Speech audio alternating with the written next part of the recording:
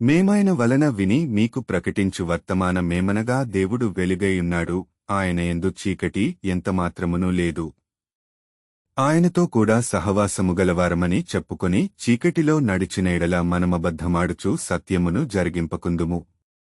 అయితే ఆయన వెలుగులోనున్న ప్రకారము మనమును వెలుగులో నడిచిన ఎడల మనము అన్యోన్య సహవాసము గలవారమయందుము. అప్పుడు ఆయన కుమారుడైన యేసు రక్తము ప్రతి పాపము నుండి మనలను పవిత్రులనుగా చేయును. మనము పాపములేనివారమని చెప్పుకొనిన ఎడల మనలను మనమే మోసపుచ్చుకొందుము, మరియు మనలో సత్యముండదు.